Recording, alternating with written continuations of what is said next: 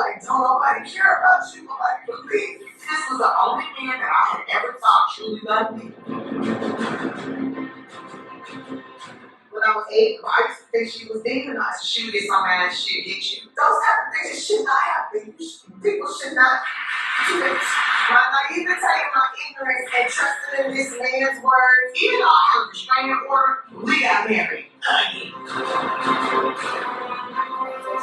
He grabbed me by the collar and pulled me to the elevator and threw me in. It was a difficult situation for me to grasp onto. And the police will come and they arrest me. You go to jail for like a day or something. You can't do what a husband can do. I hope some young girl can learn from my mistakes and avoid what I went through.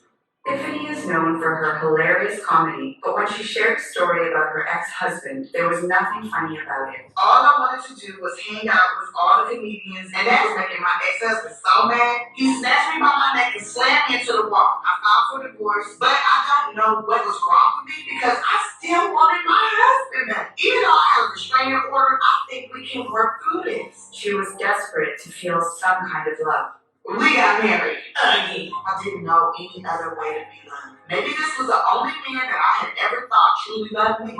Tiffany grew up without an example of true love. When she was just 3, her dad abandoned her family. And a few years later, her childhood ended when her mom was in a brutal accident. When I was 8, he had a car accident. Her head went through windshield, changed everything about her. I used to think she was demonized. Like I thought like maybe somebody else jumped inside her body. Like, where is my mommy?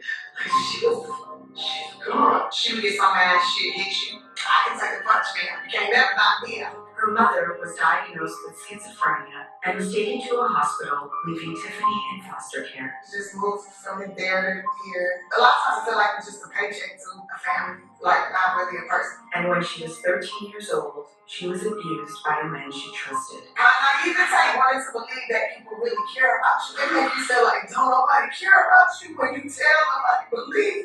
Though she was trapped in a world without love, Tiffany found her inner strength. You have to build yourself up, you have to communicate with yourself sometimes. When she realized she could make people laugh, it made her feel the love she had been looking for. I just knew that I wanted to make friends. I wanted people to help me. There's a scene in Who Framed Roger Rabbit where the detective says to the rabbit, why are all these people doing nice things for you? The rabbit says, if you make people laugh, they'll do anything for you. But that feeling was just an illusion. After a while, I started to be like really super lonely. We started praying to God, please send me a man that really loved me. And God sent me a stalker, and I was like, yes, I'm marrying him. Tiffany had no idea what real love was. It was a good relationship at first. He was feeding me 3 times a day. He used to take me on long walks. He did choke me a few times, and the police would come and they arrest me. You go to jail for like a day or something. And when she found the strength to break up with him, she was too scared to commit to her decision. I broke up with him. I left him. I was like, I can't live like that. He wanted me back. I was like, well, if you want me back, there's certain things you're going to have to do. On some level, I felt like if I loved him enough, I could heal him from being mad. But he became even more controlling. He told me, like, you can't receive no phone calls or text messages after 10 o'clock because that's disrespecting our relationship. You ain't got to do that comedy no more. I love comedy. You can't take that away from me. This is my safe place. And when Tiffany came home one day to find an eviction notice on their front door, it was the last straw. Why wasn't the rent been paid? Turns out he was paying child support. He had another child who he basically abandoned because he didn't like her mom. She realized he was just like her father, who had walked out on her all those years ago. She knew she deserved better. I got a divorce, and this time it stuck. I couldn't be with anybody who could abandon his child. That was my personal boundary, but I finally found it. She used comedy to share her story and inspire others. I will always tell the truth, even when it's not fun. I hope some young girl can learn from my mistakes and avoid what I went through. Despite her career success, she still longed for true love. But when she met actor and rapper Common, she was immediately drawn to him. But could she trust him? I know that Common. He probably treat you like a queen, treat you very well, and breaks up. Little did she know, Common was also haunted by a painful memory. I was like 9 years old. I was sexually abused, so I had blocked it out of my mind. He buried his pain, which put a strain on his relationship with his daughter, Amoye. I'm saying you weren't there for me, you didn't fight for me as a father. Common knew he wanted true love, but he couldn't open up. I like a woman that definitely has fun, sense of humor. I need that in my life. I want a friend too that I can share those things with. Tiffany was the perfect match, but would he be able to work through his pain and be the man she needed? Someone who has my knowledge and willing to share it. Somebody who's willing to give and take a nice synergy. As their friendship grew, Common saw how open and honest Tiffany was about overcoming abuse. To get rid of the darkness, you gotta turn on the light. Following her example, he started to face his pain head on, opening up and healing himself. And that was like one of those the heavens open moments of me understanding how to apply love more.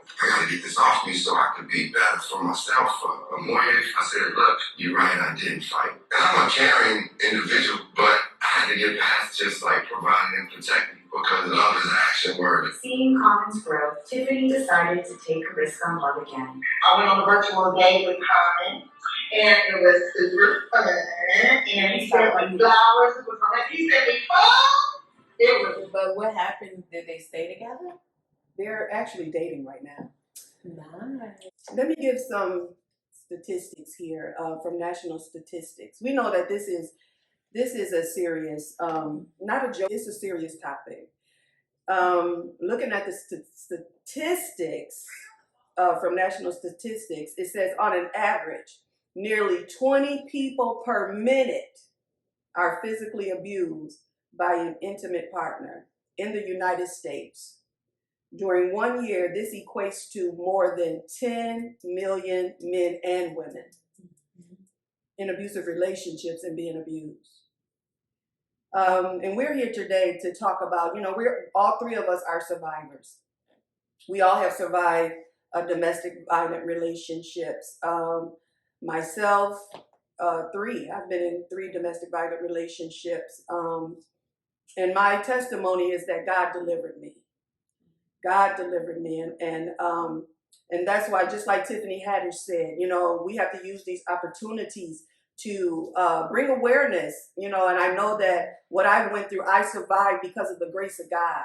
It had nothing to do with me because I thought that I was going to lose my mind and lose my life, but it was God. So just like Tiffany Haddish said, as transparent, and we share, even some embarrassing moments, because these moments were embarrassing and shameful. I can remember when my children's father came home, and I had caught him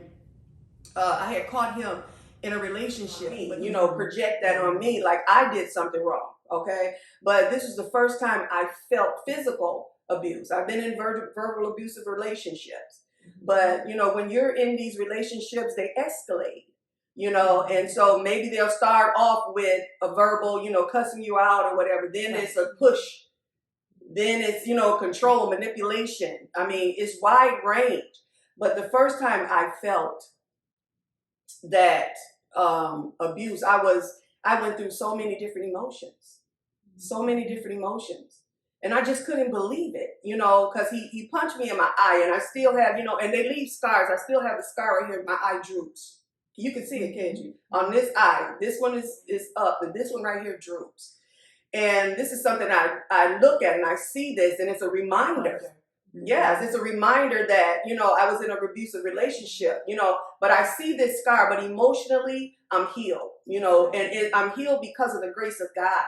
But I said all that to say, when that first happened to me, I felt so ashamed. And the first thing came to my mind is, this is how women feel when they're in an abusive relationship. I couldn't believe it. I mean, I said, this is how they feel? Wow. I thought I was accepting something with the verbal, but when I actually got hit, I said, oh my God, this is how this feels. And so immediately, I wore my hair down. I went and purchased a wig. I had to go to work the next day. And he hit me so hard, my eye was black. And so I couldn't let anybody see me like that. So there comes a time where we're hiding. Right. Yeah, we're hiding. and fear. I mean, all kind of emotions, you know, the emotional things that I was going through.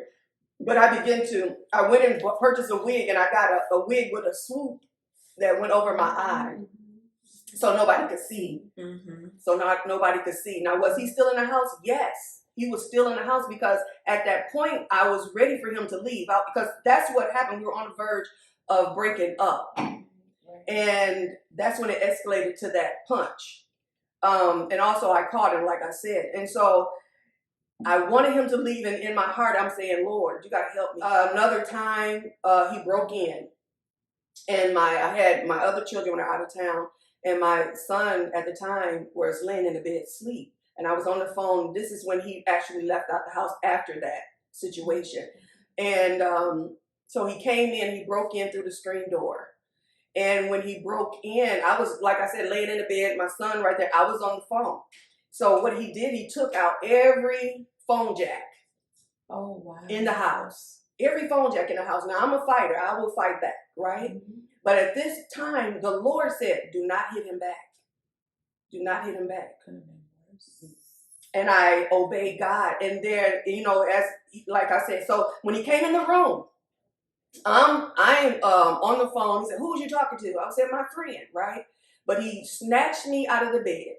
And when God said, don't hit him back, I balled up in a fetal position like this. I just got in a fetal position on the floor and just let him punch me. But I didn't feel not one of them.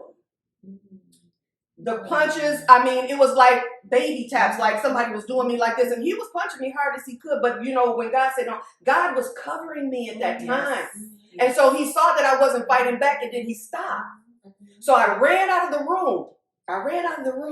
And when I ran out of the room, I found, I don't know if you all heard of this phone called Speak and Say, the children had a long time ago. It was a real phone, but it had voices on it, right? Yeah. And so I found that phone, I plugged that phone up, and that's when I began, you know, was able to call 911, you know, and he didn't want me to call the police. So this is the kicker right here. I want to share this, and then we're going to talk some more about your situations too, because I wanted to know, you know, what does abuse look like? That's what it looked like to me. This is what some of the things that I have experienced, but this one keep ringing in my mind because it got physical, you know, but that wasn't over. And so when his mom found out what happened, she didn't care about what happened to me. She said, are you going to call the police on him? That's the first thing She was so worried about him calling the police on him than what he actually did. And so it kind of just blew my mind. I said, what? Seriously? Am I going to call the police on your son? That's all you worried about? You know? And so, I mean, that situation just blew my mind. And I saw another video where a young lady said that the mother did her the same way. But see, what I didn't call the police. I just wanted him gone. But I should have called the police. I really should have. But it kind of makes you wonder if these mothers ever experience anything like this. Exactly. Because if you did experience something like this, you would know. You would be able to relate and can understand how the next woman feels. So you wouldn't be defensive and, you know, concerned about your son and if he's going to go to jail. And you should be concerned about what he's doing to that woman. You know? Exactly. But she didn't care. Her concern was her son going to jail, you know, me pressing charges on her son. Yeah, after all that, you know, and I'm telling her, you know what? I just want him gone. Just make sure he does not come back over my house anymore. You know, I'm good. You know, just like Tiffany Haddish said, you know, that's heartbreaking when she said, I could take some punches. Yeah, because she had got immune to it. Yes. But you know what? I think it kind of just goes back. I'm piggyback on. I'm gonna go back a little bit deeper. I didn't mean to cut you off. No, go ahead. I'm gonna piggyback from all the way from slavery, and we're so used to, as Black women, we took so much backlash from you know, everyone. So my thing is that what I look at our Black brothers, not all of our Black brothers, but some, you know, that. I can say this: 1 out of 10 could be able to say, you know, we've been there, sister. we've been there, and I want to love you, because we all in that mindset been there in abuse, because from our ancestors on up. So it's like we took so much as Black women, from jobs, from husbands, from whatever the case may be, that we took a whole lot. And our brothers, on the other hand, some, not saying all, that they can be, they can, when they come and they say, I love you, but what do love really mean? And I hear some brothers say, I love you, but they're say, I love you, I'm not in love. But what about them saying, I love you, and they beating the hell out of you? Right. That's a good point. You see what I'm saying? Because some of them say they love you, and they're beating on these women. And so that's the first thing come out their mouth. Right, so is it really love? Or what do you perceive, what do you think love is? Like, Exactly. what is your definition of love?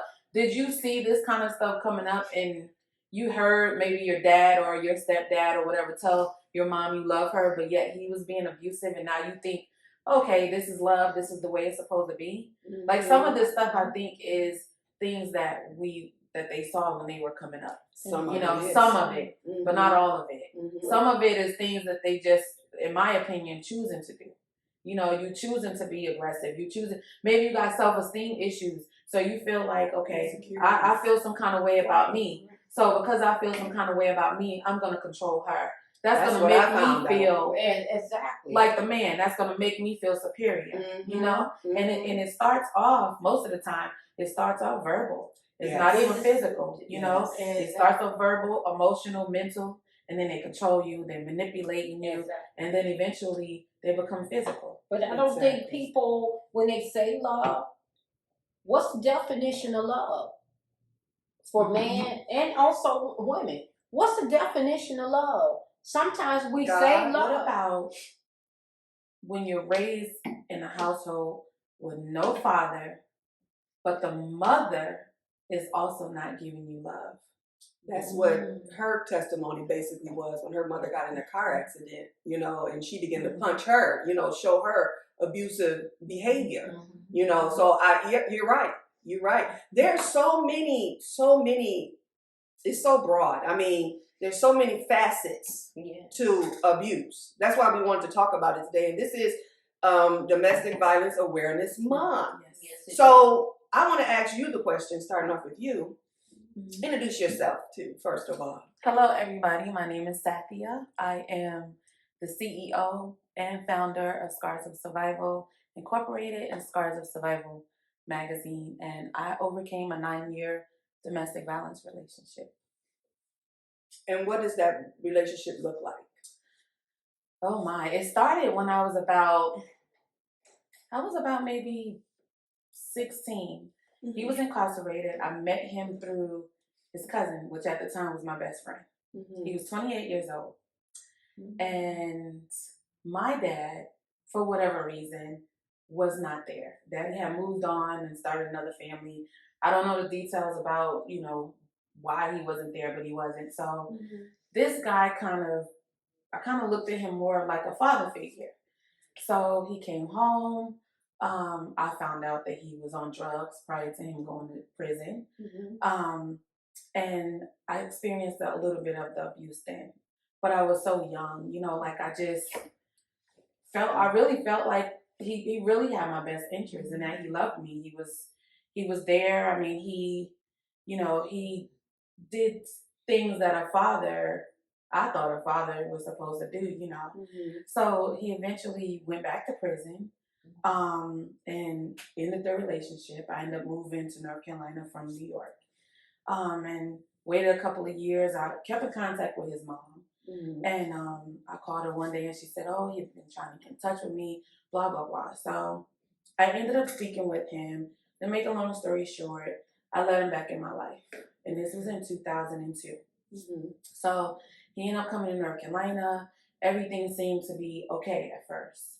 After a short period of time, I started experiencing the verbal stuff, and then it was mental, and then it was emotional. He was controlling me. manipulating me. I didn't have a good relationship with my mom, and so Use that against he you. used those things against me. Your family don't care. They Right. don't love you. You shouldn't hang around this person because they don't have your best interest. Like, I heard all of these things. And so because I didn't have a good relationship with my mother, and daddy was living his life, he had another family, I believed him, so everything that he was telling me, I just soaked it in, and I said, well, he's telling the truth. He has my best interest at heart. I'm gonna listen, blah, blah, blah. So he just used all of that stuff to help him with his journey as he became more and more abusive.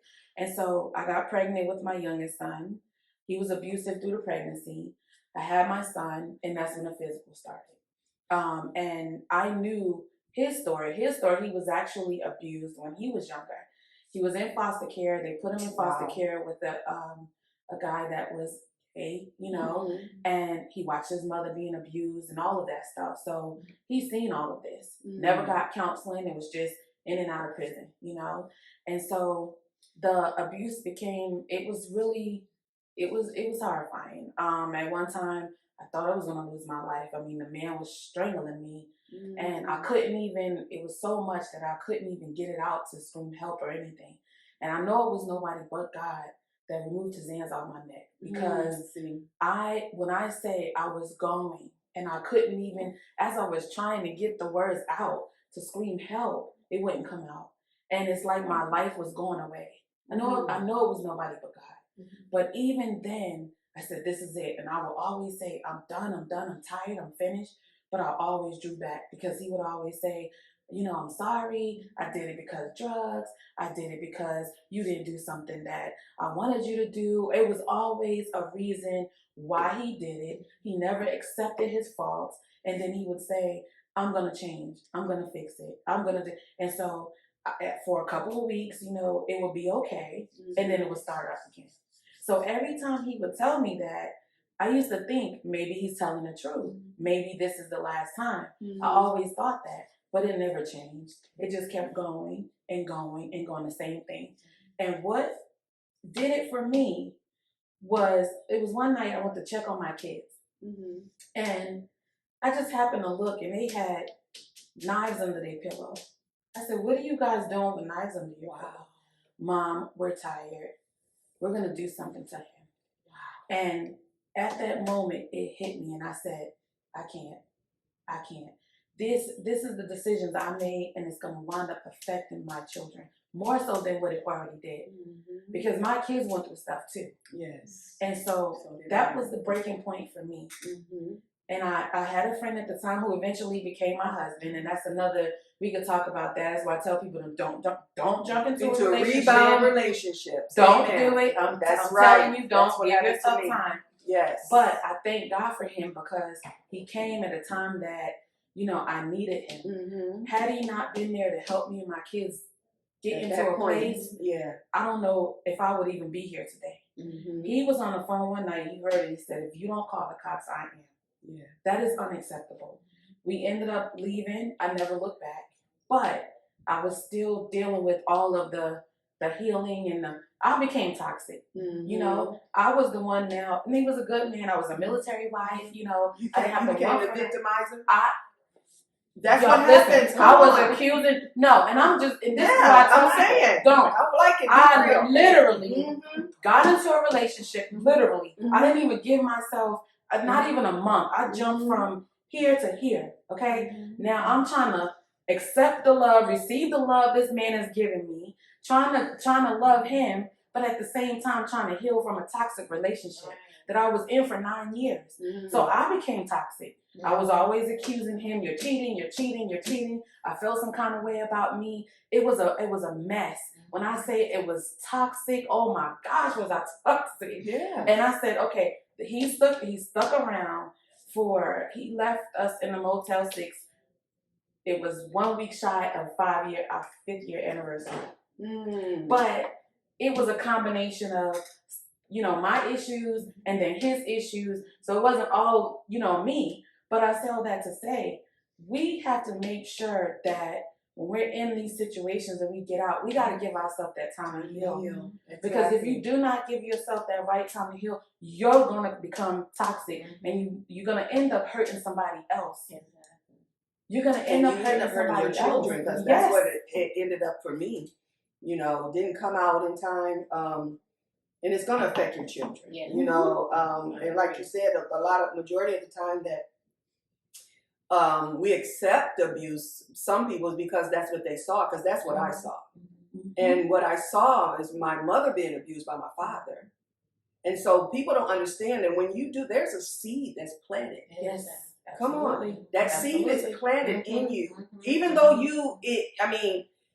though at that time it detests you. I'm going to use that word because it did. Because the first thing I said out of my mouth as a little girl, I ain't going to never marry no drunk. I said that out of my mouth as a little girl. But that seed was planted in me. And every guy that was attracted to me or I was attracted to was a depiction of my father. Because he was still in my heart. I was still yearning for him. And I didn't understand what grieving really was. And the Lord revealed to me that I was grieving him. I was grieving my father all those years because he left. Wow. And I was grieving him. So that's who was familiar, him. And those spirits gravitated towards me. But it had to take its course. That's why I said I had three relationships that was abusive. Looking for him though. I didn't know that and understand it at the time. Like Tiffany had said, her father left. You know, and you have a yearning for that relationship. You know, that was a hurtful time and a hurtful place, and I was still yearning for that. You know. Go ahead. I think that I'm gonna let Tracie talk. But you know, my mom, I think Daddy wasn't given the opportunity to be there because he ended up. Situations too. So what happened was my mom ended up marrying a guy in the Navy when I was 8 years old. Okay. And at that point, she went with him to Florida. So Daddy kind of wasn't given the opportunity to be the father because she distanced him, you know?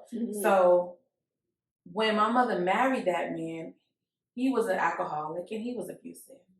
So for 6 years, I watched him abuse my mom. And every time he would get drunk, I knew as a child that he was going to fight. Yes. And for a while, I used to have nightmares because I could literally hear my mom screaming, you know, where he done went and took her in the room, locked the door, and he would be hitting her head like, you can hear him hitting her head like on the wood. You know those beds that had like those balls, he would be hitting her head on that, and she would be screaming.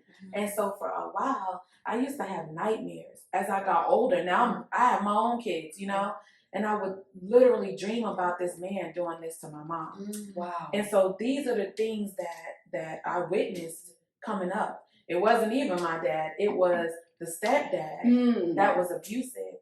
And the last time he put his hands on my mom, I never forget, she came home late at night and her face was all messed up. And I said, Mom, and now we had moved away and she thought he wouldn't be able to find her. And she came home one night and I said, Mom, I said, what happened to your face? She said, oh no, don't worry about it. I said, Mom, what happened to your face? And she said, he found where we live at. Wow. And he came back again. I'll never forget. I was at the neighbor's house. I was in junior high school. I was at the neighbor's house with my friend, and my mom was home. And we were sitting there, and we could literally hear the commotion from the apartment. He had then came and was fighting my mom, and I never forget, my neighbor opened the door, and as she opened the door, my mom was running, and he was chasing her, and he said, I'm gonna kill you, B, today. And I said, not today, you won't. I kid you not, he was heading to go down the steps, and I was at the edge, and before he can get down 2 steps, I pushed him. Wow. And he went down, and the neighbors called the cops, and the cops came. He said, I'm pressing charges on her daughter, so-and-so. The cop said, you will not be pressing charges today. You tried to kill her mother. What do you think this little girl's supposed to do? That was the last time that I witnessed him abusing my mom. That was it after that. Now, did you see the mirror? Did that situation in your life, did you notice or pay attention that you were in that when you were going through it? The time that he tried to take my life, like for a moment, I kind of went back. And started thinking about the times that I tried to defend my mom and try to get this man off of me. And as I was trying to get him off of me, he was off of my mom, he was attacking me. But then I also was there in that situation where I was trying to get this man off of me, and it was like it happened when God wanted it to happen. You know, and I know it was nobody but God. It had to be it was nobody else but God, you know? Yes. But it literally, at times, it took me to throwing in the walls. It seemed like everywhere we moved, he would be putting holes in the wall. He would literally take my body and just throw me into the wall. Jesus. And it would be big holes left in these people's houses. Knocking me unconscious. I went through a lot of stuff, yes. Wow. And there's nobody but God. Reason why I'm here today. Exactly, my testimony as well. But Tracie, yours is, both of ours are kind of similar. But yours is kind of different. Your upbringing, because your mother and father was in the house. Yes. Oh, so wow. Give us a little bit. First, introduce yourself, and then give us a little bit of your story. My name is Tracie Chandler. I'm giving a little bit about my upbringing. I can make a long story short. My dad was also an alcoholic, and he would beat my mom. It's like he would work 5 days out of the week. Saturday and Sunday he was off. So Saturday and Sunday, it's like he would get dressed up and look like he's coming out of a magazine. And he would leave and go out to be, I guess with his, women or whatever the case may be. So when he come back, he would accuse my mom. And then he'll start slapping my mom and everything, just slapping her around. Then I had an older sister and my other sister, and it's like, it's 7 of us. I'm the baby of the family. I was too little to fight anybody, So I would see my two sisters, strapping my dad down, holding him down for my mom. And my 3 brothers, they would go in a corner or cry or whatever the case may be. They would cry and not, help defend my mom. So I would be so nervous, and I would feel like in the situation, I would feel like just shaking, but I wouldn't tell anyone that I was shaking because I didn't know why I was shaking, but I knew I was afraid. So when it was time for me to go to kindergarten, and because I remember my siblings said I used to know every song on the radio, every song because I love music. So by the time I went to school, the teacher said, it's like, well, she's not talking much. And it's like at that time, I started stuttering because I was so afraid because I love my mom and I love my dad. I didn't want to see my dad kill my mom. And it was like, it was hard to, for a child, you like, I don't want to see my mom get hurt. I don't want to see my dad. And it was hard between the two. But I knew I didn't want my mom to get hurt through it all because I was seeing it. And when I would get to school, and when it was time for me to talk, I was like, I started stuttering. I didn't understand why I was stuttering. Like that. I was like traumatized and didn't realize it. And I guess my mom didn't realize it. So they said, well, she had a speech problem. I can remember going to the speech therapist. So I can remember my siblings, my brothers, they used to laugh, whoa, you got a bad speech problem. You got it, so I was feeling so ashamed of that because I didn't know how to articulate what was going on. At the time, I didn't know how to say, seeing this traumatizing, and when you're a kid, you didn't know how to. You don't know how to express yourself. Right. And so, through school, they kept putting me in the special education classes. And I knew the work, I knew the assignment, everything that they gave me. But at that time, I didn't know how to express myself, say, I know this. Mm-hmm. So I could bring it up further on. Well, I think maybe getting abused from a family member.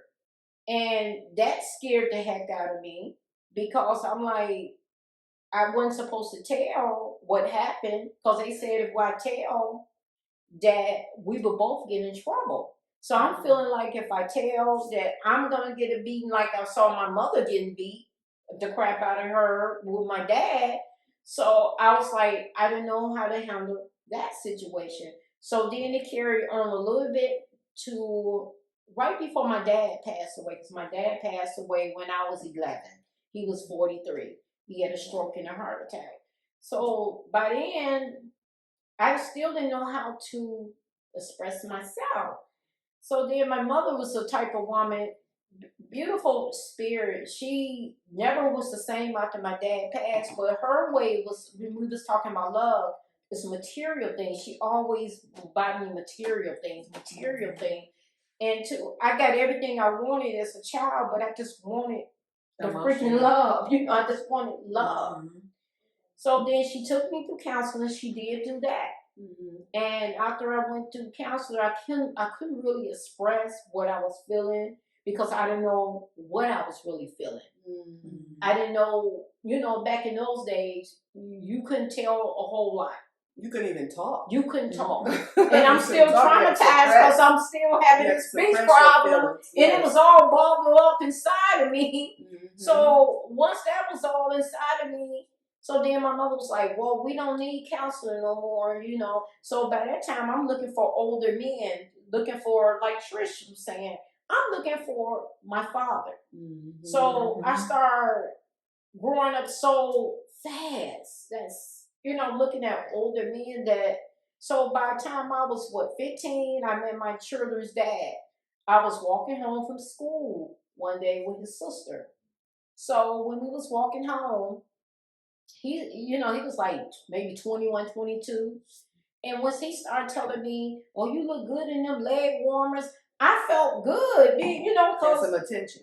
Some attention, because I didn't get the attention at home. Because my mother, she was a hard working woman. I was a latch kid. So by the time all the other siblings kind of moved out, and I'm the baby of the family, and I'm trying to gravitate to my siblings, but it's like, oh, you crazy, or you got a speech problem. So I'm trying to latch on to them.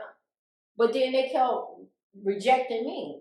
So when I saw this 21-year-old guy, when he said, you look good, it wasn't so that looking good, that's the point of him saying, I want to talk to you. And I felt like that dad figure and looking for like that brother and sister. Yes, he was much older than me, 21. I'm 15, going on 16. So I felt so good. I was like, oh, that he's talking to me. And, so then from that time on, so me and him started seeing each other. I'm coming to his mom's house. And I missed like 40 some days of school he was saying, well, you can hang out in my house and everything. So I'm hanging out in his house thinking that it was cool. His mom telling me that I'm part of the family. And I thought I, was feeling love. So next thing from that point on, he started saying, well, you got to start smoking marijuana. So he introduced me to marijuana, Old English beer, and I thought all that was cool. And I'm like, okay, so I'm start drinking Old English beer, smoking marijuana. Then next thing, he was like, you know what? I feel that you listen too much to your mother and this and this and that. So by that time, I'm like feeling like it's a problem here because I'm already lying to my mother already where my whereabouts at. So next thing, I would go outside of Cleveland, Ohio, hanging out with him and his sister and sister boyfriend. I'm saying this life they treat me with some with love and respect. So next thing, by that time, I had a curfew around maybe my mother, like on weekends, I had to be in the house around 12 o'clock. So next thing he said, you can't go anywhere. He took my boots. It was a harder winter. He took my boots. So you're not going anywhere. And I was putting on my winter coat. He ripped the back of my coat. And when he ripped the back of my coat, said, you're not going nowhere, B. And next thing I was like, you know, I'm like, you know, like a deer. I'm like, I'm afraid. I'm like, I said, I need to go home because my mother wanted me to be home at a certain time. And he said, you acting like a child. So I did speak up. I said, I am a child. I'm 16. And he said, I'm the only one love you. Wow. Your siblings don't love you. Your mother don't love you. And if they love you, they would have enough respect to be there for you. You know, so I'm feeling like, okay, you know, I'm thinking he had a point. I'm saying, yeah, he got a point what he's saying. But I still was by that same time, by the same token, I was afraid of my mother. So then, make a long story short, so I end up crying, asking for no. I was about to walk out in the snow with no boots on in the snow with just socks, just to get home so my mother wouldn't beat me. Because my mother, you know, at that time, you know, she had like that. You ever heard of mommy dears? She was. My mom was like one of like Sanford Son and mommy dears roll up in one. So I said, she gonna beat me. She gonna kill me. He gonna kill me. I said, I might as well go home and with some, you know, just with no shoes. Maybe she won't kill me or whatever the case may be. So next thing, when I was trying to run out with no shoes on, boots. So finally he put the boots back on my feet. He said, you can go home. You can go home. You're a whore. You all go home. So he put the coat on me. So I was trying to run down the street. So when I round the corner from my house, so when I got home, and just time I walked in the house, and I think it was like maybe 12:40. My mother was like, where you went? Then my mother started beating me. She started beating me. So I'm like, oh no, you know, I didn't know what to say at that point. So by that time, the next day when he called me, my ex, he said, okay, if you don't come and see me today, I'm sending fire trucks, the ambulance, everything that it takes to get you back with me. Everything that it takes. Wow. So next thing I knew, he called when I reneged. I said, I'm not coming. He called the fire trucks to my house. It wasn't a fire. He called the police and told them that my brother was beating me, which it wasn't true. And the police was about to arrest my brother because I didn't do what he said do. So by that time, it was like, it was a back and forth thing with him and I, back and forth. And then finally he told me when I got pregnant with my son, he said, now, ask your mom, can she sign for us to get married? Or else I will hurt your mother. Wow. So I asked my mother, I said, well, can you sign for us to get married? She said, no. So he said, well, I got you when you're 18. I got you. So by the time I got 18, we snuck down to the courthouse and we got married. So that time on, it wasn't a happy marriage. I never was in love with the man. I was more afraid because I want to love somebody. I wanted to really love a man and a man loved me. But it was like at that point, it's like men came to always say, oh, I want to be with you. But then it comes to that you know how that trick or trade say, I want you, but then it never was like totally love. So when he said he loved me, but it never was total love. So once we snuck and got married, he said, I never loved you. I should have killed you a long time ago. Oh my. I should have killed you a long time ago. That's when he tried to tie me up to really like, you know, tell I'm going to rape you. Now, why would you rape your wife? I mean, wow. You know, he said, well, I'm going to rape you. That doesn't make sense. But see, a lot of people don't understand that even if you're in a relationship with someone, or the same sex or opposite sex, Mm-hmm. you can still be raped by your significant other. Yes. Right. Yes. All it takes is for you to say no, No. and that happened to me with him. All it takes for you to say no, and then they still proceed to take it. Like it's, Right. it still can happen. No even means in, no. Yep. No That's Right. means no. Right, because I didn't know how to report it because I said, well, I'm his wife. And I thought maybe I was given just, by me Probably giving felt some. obligated. Right, but he actually raped me and said I better not tell. So that's how it ended up. Oh, it was totally a mess.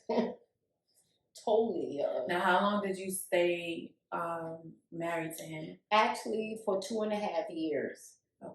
Because I met him when I was 15, going on 16. And we got married when I was 18. And we got a divorce because by that time, my mother was like, I was back and forth home to my mom.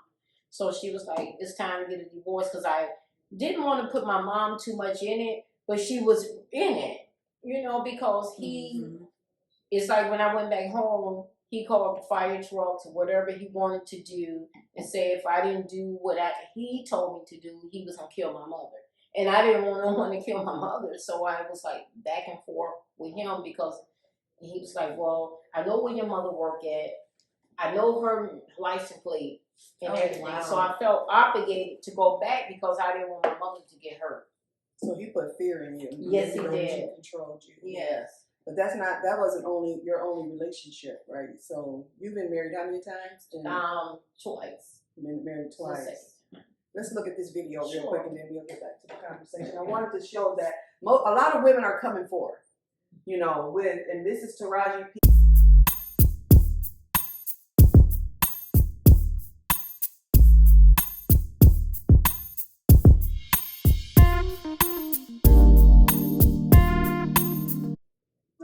Did Taraji go through? I had to open up about it in my book. Sometimes as women, what we do is we fall in love and we go, you know what, I'll fix it later. Yeah. So did it start physical or mental? A lot of it was mental, but then when I started seeing bruises and stuff, I was like, okay, this is actually real. Yeah, for me, it was when blood was drawn.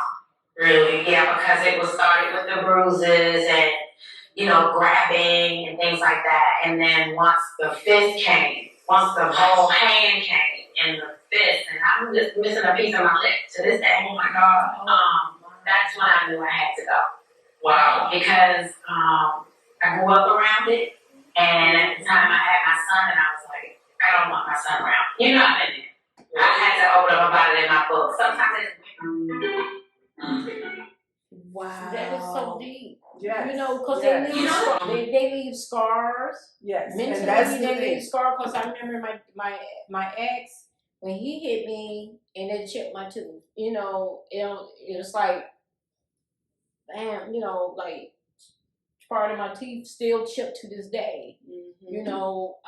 Because I said I was getting away with me and my son. Because I think my daughter had to be like about one, and my son had to be about 5, 6 or something like that. And I said, I'm getting away. He said he was going to kidnap them or all this. So that's when, and I said, well, you can't, because I was at my sister's house. So he said, you try to keep my kids from me, you be. And that's when he hit me in the mouth. So he chipped my tooth. So he was like, you ugly anyway. Who going to want you? Then I had started like scratching like myself. To start scratching because my nerves started getting really bad. So I started like scratching. And he said, who gonna want you? You're scratching. You scratch. What man gonna want you? What man gonna want you? Cause you ugly and all this stuff. And you're scratching. And down your self-esteem. Right. It's mentally and also physical abuse. Well, the blessed part is that we survived it. Yes. And Taraji and the young ladies, Angela, and all the other ones that's going to come forth. It leaves a stain until God has to take you to that deliverance process. A lot of times people, and I have been affected far as post-traumatic stress disorder. People don't understand when that traumatized me.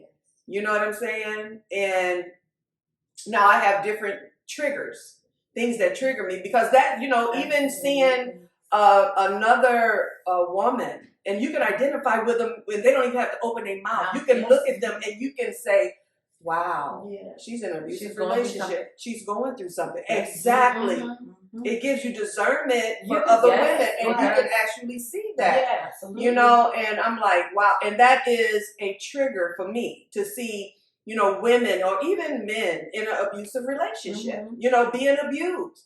And sometimes we're so accustomed, like you said, to pain, to, you know, from our forefathers. It was really passed down from generation to generation. You know, why they didn't leave. You know, my mother left. My mother left her abusive relationship. You know, even in the midst of that, you know, I lost my father at the same time. You know what I'm saying? So we get double whammies as children.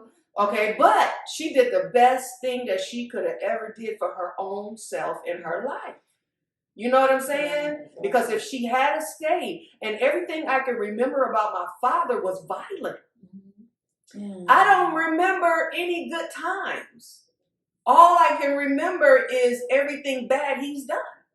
That's all the remembrance I have of him. And that's sad. It is sad. That's sad. I can tell you everything that happened to him and my mother bad right now is just programmed right there in my mind. Now, if you ask me something good, I can't really come up with anything. You know what I'm saying? I can't really come up with anything. Only thing I can say is that even when he bought me something for my birthday, you know, he bought me a little muffin, and then my sisters began to cry. So on my birthday, he went and got them the same thing because they were crying. So, I mean, that was a hurtful time too. I'm like, wow. I did not remember. You know, I'm just saying, everything was negative. So I had a negative perception already in my mind and in my heart about men. You know, that was traumatizing. Right. You know, and I didn't realize that. And a lot of people, you know, say they went to therapists, but God is the one that revealed these things to me. Every step, it was God. I'm telling you, it wasn't until, I think I went about 3 years ago that I went to see an actual therapist. That it led me to that place. And, you know, when people have post-traumatic stress disorder, you know, I didn't realize that, you know, when you get frantic, you just be like, if somebody can do this and you just be jumpy, you know, and they said that is a symptom. Because, you know, I used to say, why I'm so, you know, like I jumped every time somebody just make a noise. But if you've been hit, if you've been in those frustrating or in contention and arguing all the time, it does something to you. Just like you said, like you start itching, you know, it does something to you mentally. Right. It does something to you mentally. It affects your total life. And it takes God really to deliver you out of that situation and heal you. Because you know, I hear people, they talk about counseling too a lot. But here's my perspective on that. I'm not going to say it's bad to go to counseling, but if you're speaking to somebody who's never walked that walk, wow, they don't understand. They don't. They can tell you. They don't. If they tell you that they understand and they have never been through it, they're lying. You can't tell a person, I understand exactly what you're going through. Right. But you never you can say, you imagine what a person is going through. That's it. But to tell a person you understand. So a lot of people become, they don't feel comfortable going to counseling. Yeah. Because they feel like, why am I talking to you? You only know what you know from the book, but you don't know what you know from experience. From life experience. And I think life experience is the best teacher, in my opinion. It is. You know, because we can relate. Absolutely. I can relate to you. You can relate to me. We can relate to one another because we've been in that same situation. Yes. You made a good point. I didn't mean to cut you off because I did go to therapists, but then I ended up being a lady through the county was my mentor. And I thank God to be able to intertwine with her because she understands, and she's also an African American Black woman. She said, I understand where you come because I've been there, Tracie. I know what you're going She's a through. survivor. And she's a survivor. And it helped me to be strong, stronger, do other avenues with God. She always tell me, she said, when you help me, you inspire me. Yes. I said, but I thank God for you because you're a survivor. She's like a couple years older than me, but it still doesn't matter the years, but you are a survivor that you can relate to what I'm saying. And instead of saying, I don't know what you're saying, but she can relate to it. Or trying to give you some advice based on what you learned from a book, Right. It's not the same. It's not the same. Right. I remember my last relationship, which was with and it's so funny when I heard your testimony, because my last relationship was also a rebound of the person that saved me, I felt, from the other guy. You know, I told you that broke in the house. Okay, that was, and I ended up marrying him. So that's why I was like, wow, you're talking about similar. Yes. Yeah. And so, even when I was going through it, he was more of a verbal abuser. And, and I just had one, and we were separated. I mean, I was up to here. I'm like, God, why? And just one day I just began to cry out loud, and I'm talking about the ugly cry. I'm talking about this thing. I thought that, I was going to lose my mind. I said, Jesus, why? And so I went into my prayer closet, which was my bathroom at the time. It's always been my prayer closet. So I went into that prayer closet and I said, Lord. And then he shut me up so fast, but it was so gentle. He says, what you're going through is not for you. It's for somebody else. And so at that pivotal point right there, I shut my mouth. Wow. And I went through whatever I had to go through, and God helped me. But at this point, we were out of the situation, but we were not divorced. So, I'm feeling like, okay, I'm still obligated, because there's, like she said, I went back, but you still feel an obligation to your husband. Yeah. And I felt that obligation, and I had to stop talking to him on the phone. I had to stop, having conversations, talking to him, period. In order for me to be released from that.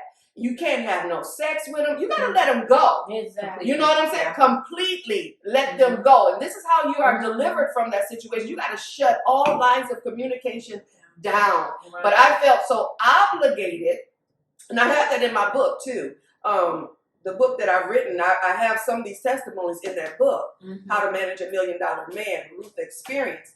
Because my experience, and I always put in the books, some sort of teaching to development to build up, but I also reveal who I am and where God has brought me from, and he's brought me out of multiple abusive relationships, but I felt like the first one that abused me was my father. That was my first abuser. That was my first abuser. And so with him, I had to go back, rewind my whole life, because I started dogging out men.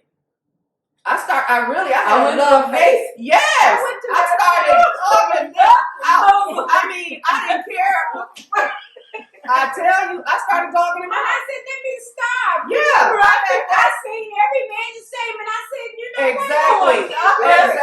To be transparent, yes. And then you feel like, okay, no, let me stop this. Let me give this a chance with somebody. Right. That's how I felt. But I started dogging men. I used to dog them and take their money. I just didn't care. I felt like this. I'm gonna get them before they get me.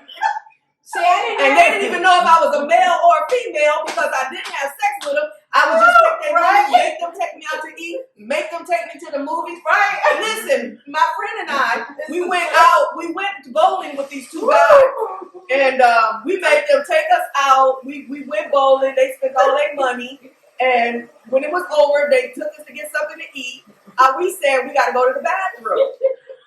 So we went to the bathroom, but we left out that door. Right. Don't even think about it. We left them standing outside that restaurant. I said, Lord, I used to take whatever's in your mind is not happening tonight. But it was an unhealthy place. You see what I'm saying? We saying all this stuff, but it was an unhealthy place. It was a part of that grieving, a part of that hate that I had.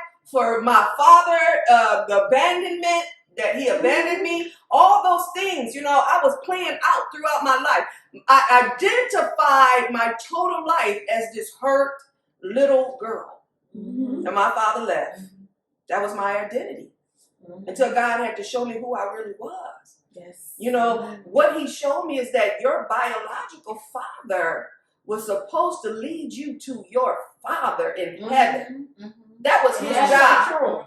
That's the job he backed out on. That's the job that he did not complete in your life. That was I'm your father. Yeah. Oh my. I'm your father. I've been there all the time. And he's been there. He's been there. It's been him that's covering me. I've been in some places that I know that I should not have made it out of there. I've done some things to some men that I know that I should not have made it out of that situation. But God was coming. He saw that hurt little child. Yes. He saw me. I didn't see it. So at one point, I was like 25 years old. And so this is when God started taking me through the healing process. We're really exposing me because I had to be exposed first. So he exposed me through a man at work. So the man came up to me and said, who raised you? I said, what? Why did you asking me this question? You know what I'm saying? Who raised me? He said, yeah, who raised you? He said, because you have a problem with male authority. Oh. And I usually would go off because, when my ex-husband would come into the place of work where I worked at, I would talk to him so harsh. I would talk to him, talk down at him, just speak to him in any kind of way, like, what you doing in here? Just talking to him like that. And so usually I would go off, right? When he even said that, but I couldn't even say anything because it was true. I had a problem with male authority. But that was the first time when God said he was exposing me. He had to expose me to heal me, right? So, but it wasn't over yet. That was the first marriage. I had to go, it had to take its total course all the way to that third marriage when I reached my rock bottom. Because you got to reach your rock bottom. Yes. And just like you said, I can't tell someone that done crack cocaine how to come out of crack cocaine because I've never done that. So I can't tell you how to be delivered from crack cocaine. Right. But I can tell you how to be delivered from an abusive relationship and even be delivered from yourself. Because it didn't start with them. It started with me. So that's why I took responsibility for my actions. You know what I'm saying? Because I hurt them too. Because I didn't love them. Think about that. When you said you didn't love them and you hurt them just as much as they hurt you. Exactly. Because you didn't love them either. You made that point because when in my book, remember when I had stated in my book that my children dad, I was looking for a dad. It's real, ain't it? Go ahead. It's real. It's real. I'm looking for a ahead. escape to get away from home, and I was looking for that dad figure, and it wasn't so much you like I said, he said beautiful. I was just looking for that dad. And then once he started me on the drugs and everything, I ended up getting on crack cocaine. But when you stated about crack cocaine, he introduced me from marijuana. It was like speed. I don't know if anyone ever heard of speckled eggs, Black Beauty. That type of drugs. But I heard of speed. I heard of speed, but I didn't know about, technical names. So he introduced me to that kind of, life. And I started taking them, and it's like I think speed or Black Beauty, something like Seacold, if you ever heard of that back in the day. But I was always scared of needles, and you couldn't put nothing in my veins or anything like that. Right. So it was either a pill or I never was a smoker, never liked cigarettes, because when I saw my mom used to try to beat my butt, she always used to hit me with a cigarette, whoop me with a cigarette in the mouth. Never got choked on and everything. The cigarette was hanging out of the mouth. It would beat me for 20 minutes. Whatever I did, the cigarette hanging out of the mouth. So I didn't ever like cigarettes. And I don't know how I ended up doing marijuana or crack cocaine, but he introduced me to crack cocaine. And marijuana, I didn't know how to exhale because I wasn't a smoker. So he was like, this will make you feel good and this and that and this and this and that. So I said, okay. So when I started taking this drug of choice, it was, had me all out of my mind. And I'm like, then from that point on, then he said, you got to pay up. You got to be able to have some guys, I owe the drug boys some money. So he's like, you got to pay up. So I said, I don't know what you're going to do. So he was like, they're going to kill both of us if you don't do what I say you do. And I think I had to be 19 or 20 or some years old. So these people coming in my house, I didn't know none of these people. I mean, doctors, all kinds of sets of, rich or poor people in my house. I didn't know anything about these people. So next thing, he said, you got to sleep with him. You go back there and you put your dress on and you turn around and show him your equipment. So I said, no, I can't do that. He said, if you do that, if you don't do that, they're going to kill all of us. So by that time, so I went and I was so nervous. So I put on my skirt. So when I put on my skirt and a little top, and I came out the room, and he said, turn around and show them all what you have. Show them what you have. He just put you on display. Right, on display. He said, she built like a brick shit house. I'm just speaking the language. So, when you're young, you don't know, you ain't looking at yourself like that. So the guys was in there, was like, oh, she is built like a brick shit house. How much for her? She look like gold. Like, how much is her?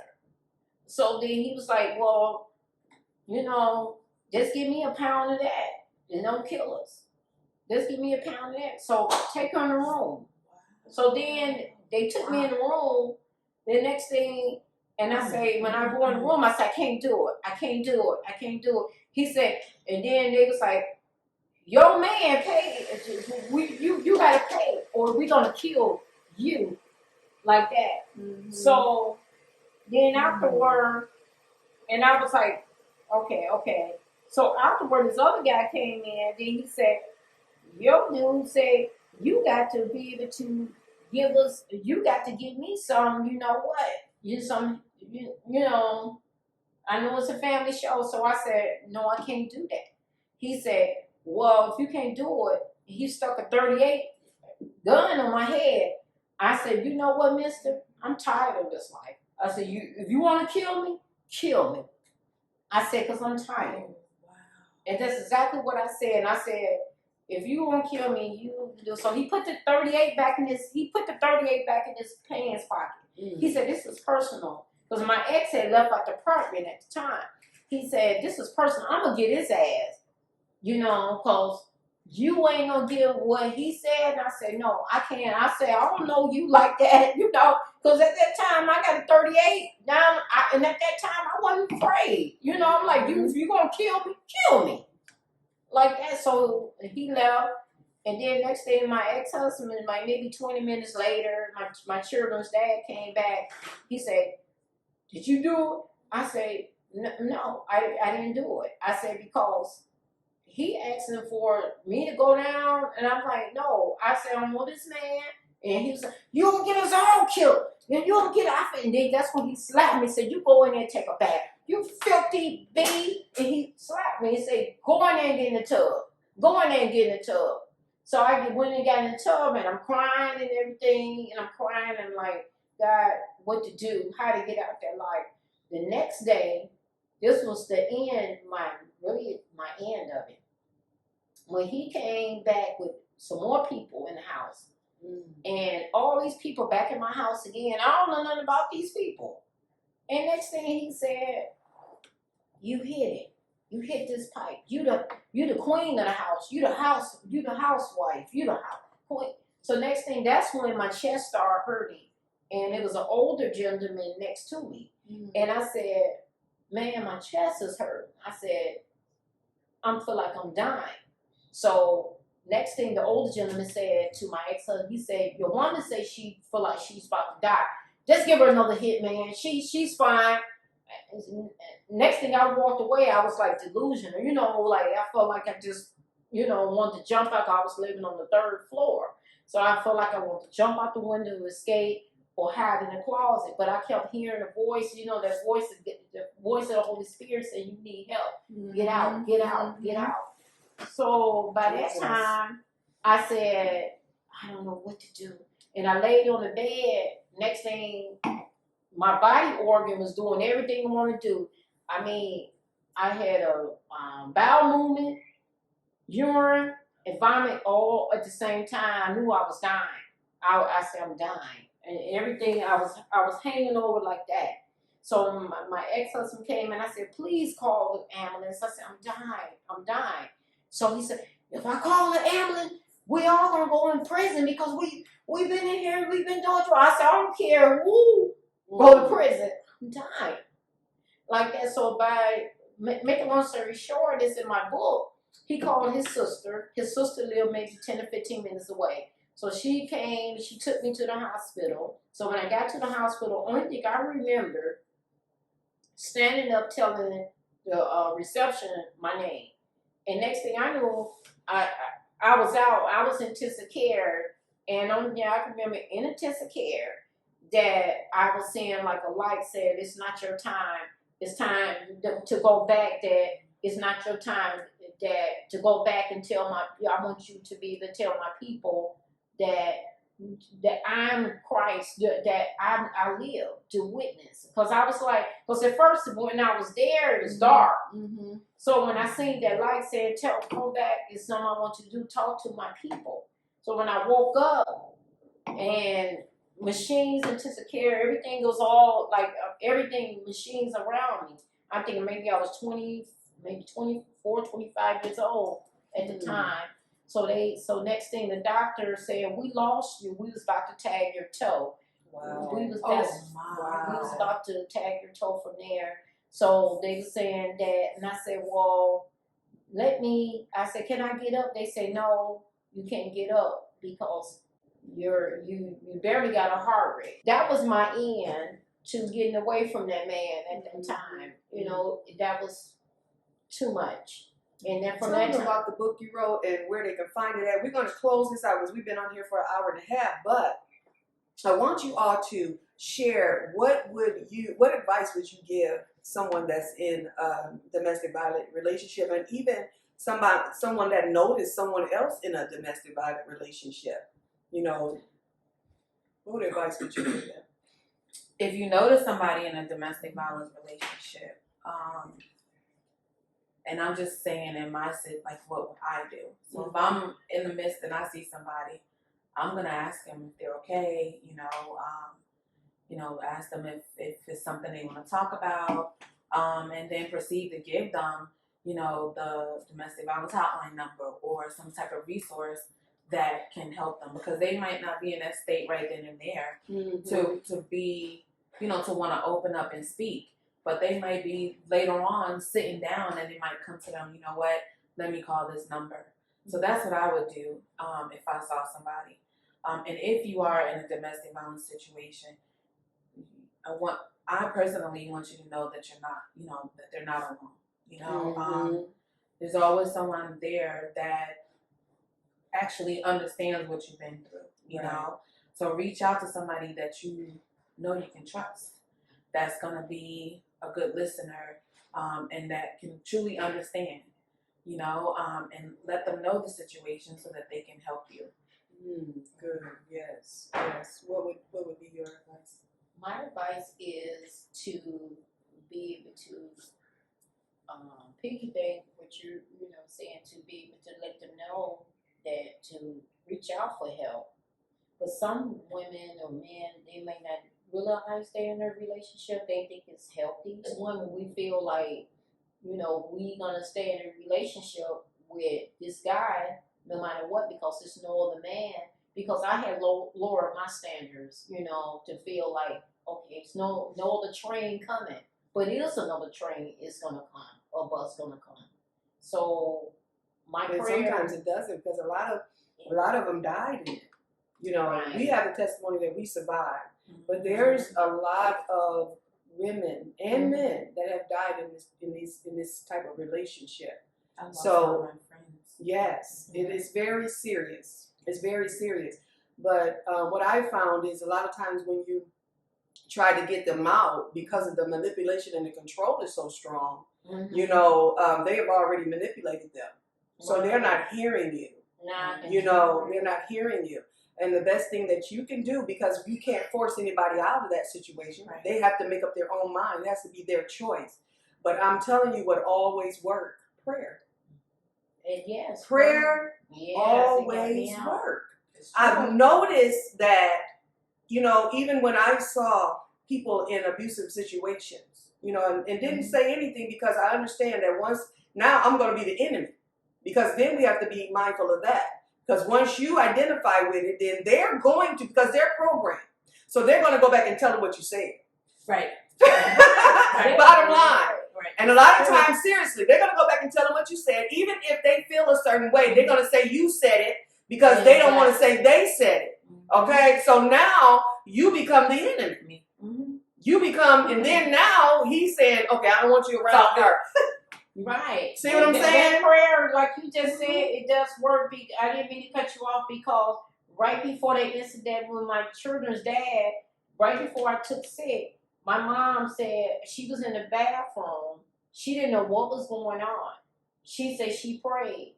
And at that time, that's when I got out of it. I didn't know my mom was praying for me. You know, I didn't know that. But I remember her probably telling me never that. stopped praying for you. Most of our mothers are praying, praying us through that situation regardless. But that's why I was going to say we need wisdom. You got to use wisdom. When you see somebody in a situation like that, you know, the majority of the time, when we say something, that pushes them even closer. It pushed them even closer to them, because what happens is that you see, I was right. They don't like you. It's just like how the enemy talks in your head. It's that same controlling demon, just like the enemy. You know, so the enemy, what does he do? He uses words to break you down. He used those words to tear you down. So you got to think about, you already dealing with a soul that's tore down. You know what I'm saying? Low self-esteem, don't know who they are. You know, and all they know is that this person, you may be beating them, but they love them. You know, because they don't know what that is. So we have to use wisdom when we're talking to someone that's been in an abusive relationship. We have to pray.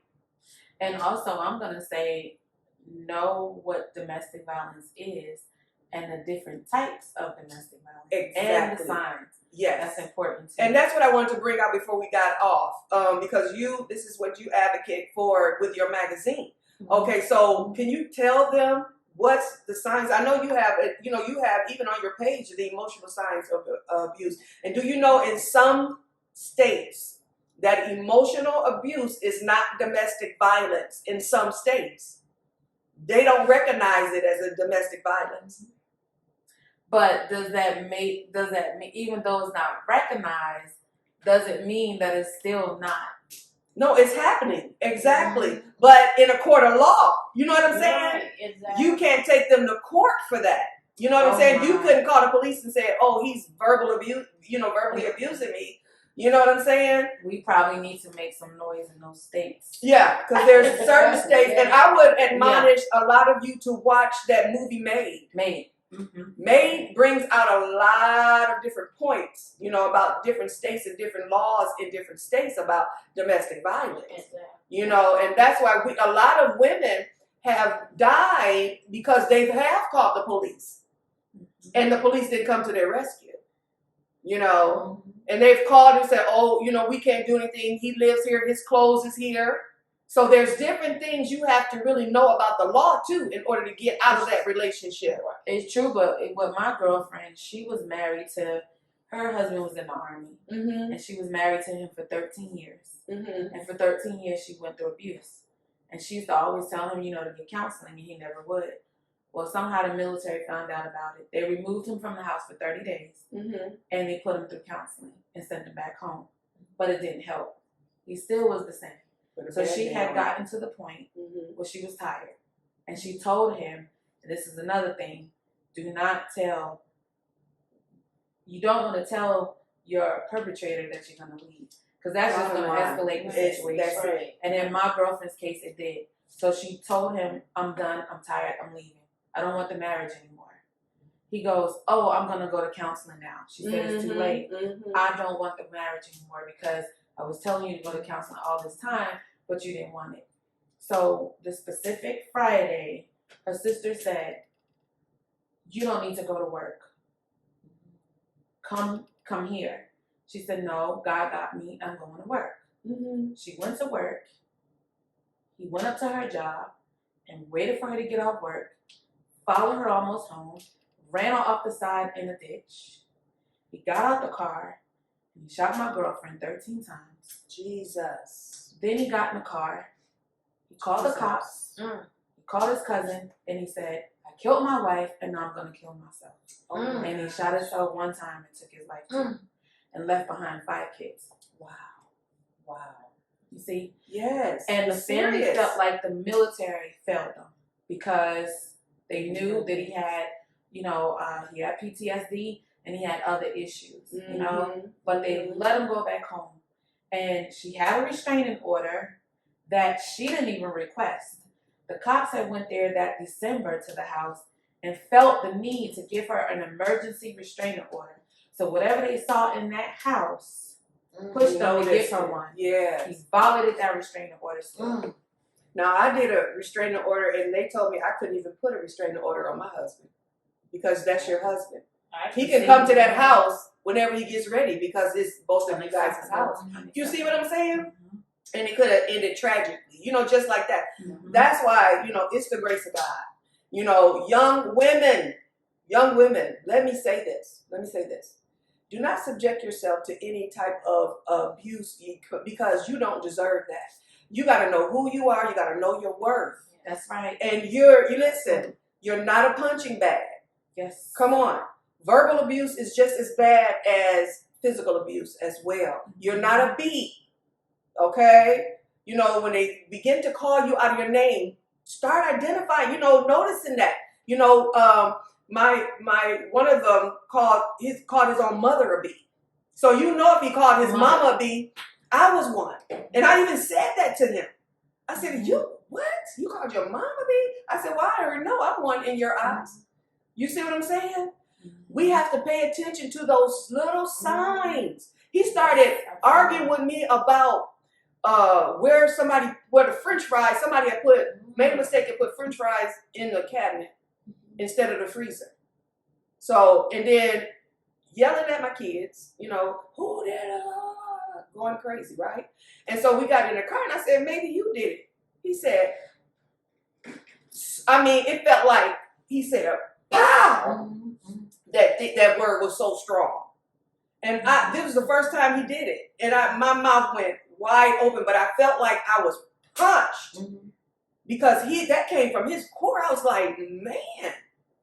Okay. And I'm like, wow, did he just do that? But I didn't leave. You know what I'm saying? But that was a sign. Yes. We have to pay attention to those signs. When somebody show you who they are, believe them. Exactly. Believe them because I'm telling you, it can end another way. We were blessed to get out. Everybody don't have that opportunity to be able to tell their testimony because they did not make it out of that situation. It is so serious. Do not accept it. No matter what. When you see something unusual going on, I don't care if they say after they say, I'm just joking. Do not believe that. That's right. Even if they say something to you and they just continue to apologize, guess what? They're going to do it again. It's so true. They're going to do it again. Yeah. I had one that just used to cry, like, oh, I'm so sorry. You know what? And then you turn around and do that same stuff over again. Yeah. He used to, for my girlfriend, when there was events and stuff, he used to go with her and sit in the corner and just watch her. He wouldn't interact with people or nothing. He would just sit in the corner and eyeball her every move. I couldn't even look off. Like if I looked in another direction, I had to keep my eyes straight on him. I'm like, would tell you these you're are looking my at another eyes. man. I heard that. Exactly. You're looking what you What looking you at looking another at, man, you know? so-and-so. This is a form of control. This is a form of manipulation. And I found out it was because of their own insecurities. It really didn't have anything to do with me. And then their own fears, because a lot of times they're threatened that somebody else is going to take you, so they try to beat you down. Exactly. You know what I'm saying? Beat you down. So that's why you got to know who you are. You got to know your worth. You are a child of God. I'm going to tell you what your identity is. Your identity is in Him. You are His child. But you know what? To reflect back on, and let me cut you off, what she said about her mom, and my mom was like that. Like, we didn't have a good relationship. And like when I was saying, I got everything as a child could want. Mm-hmm. But reflecting back on that, they saw themselves in us. So you know what my mom said that didn't enter her life before she passed on? Because I thought my mother hated me. Mm-hmm. And she said to me, before she passed, she said, out of all the 7 of my children, you reminded me of me, of the most of all of my children. And it made it. I didn't want to see her pass on, but it made me feel good that she let me know that she loved me. But she said, she said, when I saw you, I saw me. Now, was that negative, or as how you received the abuse that she received? In both. Okay, because she said, when she moved from the south to the north, and she said she didn't know how to handle the north people, because she said when she got her job, the women, everybody would pick on her, abuse her. And say this too. Mm-hmm. Be careful of being isolated. I'm glad you brought that up. Because they will isolate you. Mm-hmm. They'll isolate you from your family, your friends. I'm telling you these signs. Pay attention to that. Every friend that you get, you hanging with her? Oh, she's always exactly. They're trying to disassociate you with everybody. I'm telling you, these are the signs. Pay attention to these signs. She jealous of you. Exactly. She want me like she want me. I heard those yes. Before. But go ahead. I apologize. But I had to say that when I thought about it when you said that. They'll isolate you. Right. They'll put you in isolation. Exactly. I'm telling you, where you, and all of a sudden, you ain't got no friends, you ain't got no family. Nobody but them. Nobody but them. Exactly. Period. But it just made me feel, it made me feel like a little girl all over again. When she said I was 47, 48 when my mom passed, and when she told me that, I felt like crawling in her arms all over again, because you know how you get everything as a child, but it wasn't in my home. The word didn't say I love you. It wasn't a knowledge, you couldn't say that.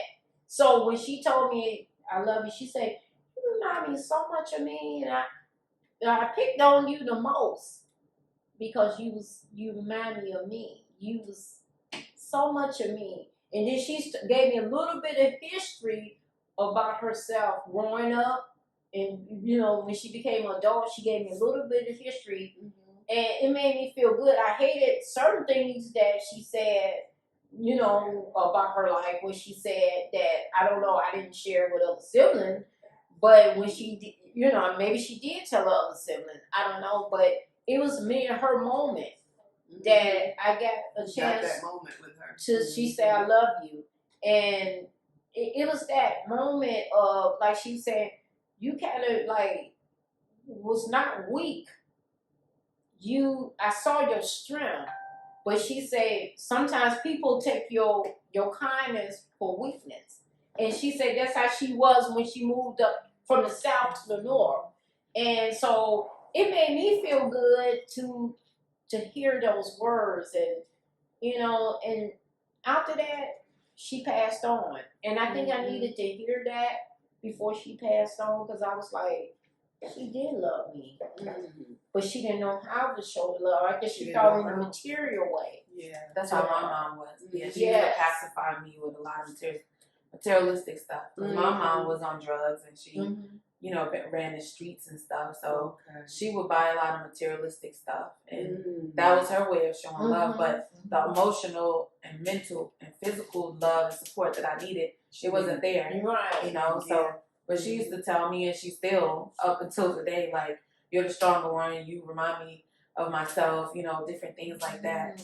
So, but yeah, I personally felt like she just didn't know, she wasn't shown how to love. Yeah. So in her way, it was, let me just give her everything. Like, I had everything. I was a spoiled child, you know, Right. but I was still missing that motherly love, that emotion, that, you know, the emotional support, the mental support, the physical. She was never home. Didn't you want to sometimes hug? I used to want to hug my mother as a child. And my mother wasn't a type of woman, didn't like the mushy hug. And I used to want to hug. And she didn't want to hug you. And I wanted to just hug. And then I hated to go look for it in men. And I didn't want to be looking for it in men, but I was looking for that love with my mother. You know, I lost my dad at early, he was what, 43, I was 11. And I wanted to just crawl up in her arms, even as a, you know, going through with the ex-husbands. And I just wanted to say, Mommy, I'm hurting. How to get out of this? And I didn't know, because she wasn't that touchy person. She just wasn't that emotional. And I know if I ever got married, you know, if God willing, that he'd have to be that emotional. He had to have he had to have Christ. Yeah. But he had to have that attachment. You know. You gotta touch you, huh? Touch you. Right. He had to be like that, but not just that touchy Joe Blow. Well, my mother was the opposite of yours, but my mother loved us and she showed us that, and she never said it, but she showed it. You know what I'm saying? And that's what she taught me. She taught me what real love was, is the action word. Right. She took on her responsibility. She took care of me and my sisters, you know. So she was there. She didn't have a drug problem, any of those things like that. But, you know, because of her trauma that she went through, she was depressed. It took her through a depression. You know, she had that unforgiveness for my father for all those years. But other than that, she showed us love. You know, when you really define that, it's really taking care of your responsibility, taking care of your children, and that's what she did. So I didn't have that part, and I'm not affectionate like that either, but I love my children, and I think that's sometimes we get too caught up in that touchy-feely stuff, and we overlook the actual what love really is. Right. Because love is an action word. You know, it's not a touch. It's not a feeling. Right. You know, because Jesus, you know, he showed us what that love was. He died. He sacrificed. And that's what my mother did. Exactly. And my mother did. She sacrificed. You know what I'm saying? I wonder if that's where that comes from, when actions speak louder than words. It does. It does. And it speaks louder than a touch, because let me say this, because somebody can touch you and don't love you. Somebody can have sex with you and not love you. So we can't entwine those together. You know what I'm saying? Because that's why a lot of women get caught up. You know what I'm saying? And a man will tell you that they love you, and they don't love you because they know they can get you in the bed like that. You know what I'm saying? They tell you exactly what you want to hear. So you So got to be careful of that. Exactly. And they give what they No, I want to see the action. Right. I want to see that godly character. You know what I'm saying? I want you to prove this thing to me. You say you love me, you got to show me. Exactly. And it ain't touching on my body. No, I can get that with somebody I don't love. I can get sex from somebody I don't even love. I can not love and have sex too, just like a man can. You know what I'm saying? So there's more to that. You know, what that really is. What does that mean? We can only define it the same way it does in 1 Corinthians chapter 13. You know, God is love. It's period. It's him. You're right. You know, love is kind. Love is patient. You know, that's the definition. That's how we define it. And that love never fails. That's where that abuse, because a man can tell you they love you and that touchy feeling and everything, they give what they want, you know, in the bed, then all of a sudden it's the drill, like B.B. King, the drill is gone. But I don't know about you guys, but this is one thing that it really bothered me, is that that part, just having sex with somebody and then they call you a B after that. You know what I'm saying? You're having sex and then afterwards you treat it like a mutt. You know what I'm saying? Like that didn't even mean nothing. You know why? Because it doesn't. Right. It really does. That wasn't even the part. You know, but why do we do that? Why do we still go there with them? You know what I'm saying? Mm-hmm. And a lot of times, you know, we think as married people, we think that's our duty, you know, to do these things, you know, or we think that we got something more than some other woman got, and they don't even care about none of that stuff. They'll put a paper sack on your head. Right there, but it's exactly. But we gotta know that we gotta make ourselves set apart. Right. You know what I'm saying? Because any woman can have sex. That's nothing. Right. Any woman, we all got the same thing. Exactly. No matter what color, size, any of that. Right. We be thinking, see, we think that these men care about that kind of stuff, but they really don't. No, they don't. You know, and what we should care about too is the same thing. You know, we should care about what type of man he is outside of the bedroom. That's only 15 minutes, 10 seconds, however long that lasts. But you got to spend some time with that person. Exactly. You know, you calling this person your husband, you know, and a lot of you want to be married, but a lot of us not married material yet. Right. And so God has still got to develop you, heal you, deliver you from these past relationships that we were in. You know, and I can tell my testimony, 15 years, going on 15 years, I was celibate. But I don't say that to brag. I say that because that's the time I needed. That God had to take me through to know myself. Right. Because if I didn't take that time, when you said something key, is to heal. Right. I would attract the same person. You think you'll do something different. No, you won't. You'll do the same thing. You'll repeatedly do the same thing over and over again until God delivers you. Right. And you're going to draw the same type until God delivers you. You got to get healed. And so, you know, in the body of Christ, you know, and I know in mathematics, a half and half make a whole. But in the body of Christ, a husband and wife, 2 holes. You need 2 holes to make a whole. It's 2 holes to make a whole. Yes. Exactly. Right. You got to be complete. Yes. And you got to take that time for your healing. Yes. Before you jump into any relationship. You know, I had that rebound relationship. That's destructive. You hurting yourself and you hurting them. Yep. In the process, you know, because that's why I said we got to take the responsibility too, you know, for our own action. But we're going to close this out because we've been on here about 2 hours. But I'm really enjoying that conversation. Yeah, tell them the information on how to get your book. Yes, the information, Tracie Chandler, Through the Lord, We Can Pull Through. You can get my book through Amazon. And also, you can get my book also through Barnes & Noble. Scars of Survival magazine. The website is www.scarsofsurvivalmagazine.com. And you can also find us on Instagram and Facebook at Scars of Survival Magazine.